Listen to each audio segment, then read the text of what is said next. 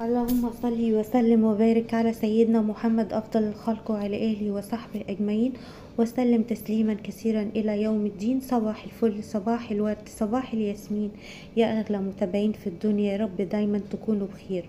هقول لكم النهاردة ازاي نعمل البطاطا المكرملة من غير لا فرن ولا شواية ولا مية دايبة ومكرملة ولا الجاهزة.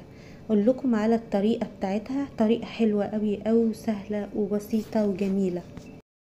يلا بينا مع بعض كده نشوف هنعمل البطاطا بتاعتنا ازاي. البطاطا دي 2 كيلو. طبعا ما كفتش الطاسة دي، اكبر طاسة عندي، فالاتنين دول هحطهم في كيس نايلون وعينهم في التلاجة لبعد كده. زي ما احنا شايفين كده، حطيت البطاطا في الطاسة وحطي الطاسة على النار وسيبيها شوية لحد ما تسخن. وبعد كده حطيت فيها البطاطا ورصيتها وجبت عليها، بصوا بقى، لكل واحدة بطاطا بتحطي معلقة سكر، وانا طبعا حاطه في الطاسه 4، يبقى 4 معالق سكر. وزي ما احنا شايفين كده ورق الزبده طري، يعني انا عملته بايدي كده، كرمشته بايدي طري وجميل. حطيت بيه غلفت البطاطا. وطبعا لو ما عندكيش ورق الزبده ممكن تغطيها بغطا، لكن ان انت تحطي الورق الفويل مباشرة على البطاطا هيلزق فيها وفي نفس الوقت غير صحي، مش حلو. فانا حطيت ورق الزبدة وفوقيه ورق الفويل بس، وبتغطيها على اي غطا عندك عشان بس ورق الفويل ده يثبت. انا مش عارفه اعمله اصلا لان الطاسه سخنه نار، يعني عايزه الفه مش عارفه. بعد كده بعدها ب10 دقايق بتفتحي عليه وتشوفي الكرمله وتقلبيه على الوش التاني. شايفين الكرمله بتاعته جميله ازاي؟ السكر اللي احنا حطيناه ده يعني هيخلي طعمها جميل جدا جدا. وخلي بالك مش هتاخد وقت منك على النار، بدل ما تحطي ميه والكلام ده مش حلو، يعني ان انت تعمليها كده جميله جدا جدا. والاولاد لو مش بيحبوا السكر ممكن تعمليها من غير سكر نهائي، بس حطي معلقه بس، معلقه مش هتظهر لكن هتكرملك البطاطا، هتديها طعم حلو قوي قوي يعني. انا هنا قفلت بالورق الفويل بس مش عارف، يعني صعب ان انا امسكه. وبعد 10 دقايق شلت ورق الفويل وورق الزبدة، وهضيف مكون دلوقتي هينقلها في حتة تانية خالص. هحط لها شوية قرفة زي ما احنا شايفين كده. جربي القرفة، ولو الاولاد مش بيحبوها مش مشكلة، اكتفي بالسكر المكرمل بس. وبعد كده غطيها كويس قوي قوي. وبعد كده هتشوفيها، يعني تقريبا هي مش هتاخد اكتر من نص ساعة، هي كده خلاص شكلها مستوية وحلوة قوي قوي. تقومي بقى تشيليها وتحطيها في طبق. شايفين الكرملة ازاي؟ شايفينها؟ الكرملة دي بقى مش هرميها، هنزل عليها بمكعب زبدة عشان ده الصوص اللي هنحطه على البطاطا. زي ما احنا شايفين كده مكعب الزبدة ده.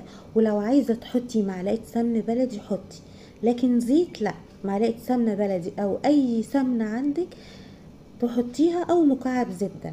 احنا بقى نحط مكعب الزبدة ده ونخليه يختلط ويتجانس مع السكر المكرمل. يعني انا مش عايزة الزبدة دي تظهر، انا عايزاها تدخل كده جوه السكر المكرمل. انا حاطه الزبده في التلاجة فعشان كده بتاخد وقتها لما تدوب، بس هتدي طعم حلو قوي قوي للبطاطا. بعد كده بشق البطاطا من النص زي ما احنا شايفين. ليه بقى بشقها؟ عشان نحط الكرمله بتاعتنا. بس بصراحة كان طعمها تحفة تحفة. على فكرة البطاطا مغذية جدا جدا، بتحتوي على الألياف والفيتامينات والبوتاسيوم وتحسين صحة الجهاز الهضمي وتعزيز المناعة والبشرة. كان طعمها روعة روعة في منتهى الجمال. وممكن تحط عليها معلقة عسل أبيض، عسل أسود، زي ما انتي عاوزة. أنا فتحت هنا ال4 اللي أنا عاملاهم. ليه يا عبير فتحتيهم؟ عشان احط عليها السكر المكرمل بالزبدة، هينقلها في حتة تانية خالص. وما خدتش مني يعني اقل من نص ساعة، على حسب البطاطا اللي انتوا جايبينها. وصفة سهلة حلوة قوي قوي، ممكن تعمليها وتحطي الصوص ده للاطفال، هيحبوا الصوص، جميل جدا جدا. وممكن تحطي عليها عسل لو مش عندك، ممكن تحطي كراميل برضو عليها، تبقى حلوة قوي قوي. وطبعا قبل ما نعمل البطاطا بنحطها في مية 10 دقايق، عشان لو فيها طينة جامدة تفك من المية، وبعد كده بتغسليها غسيل حلوة قوي قوي تحت مية جارية، وتغسليها كويس جدا.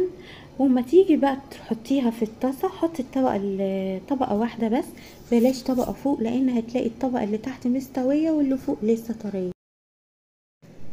وكمان السكر ده اختياري، يعني ممكن تستبعديه لو الاولاد مش بيحبوا السكر، بس السكر ده هو اللي عامل الكرملة.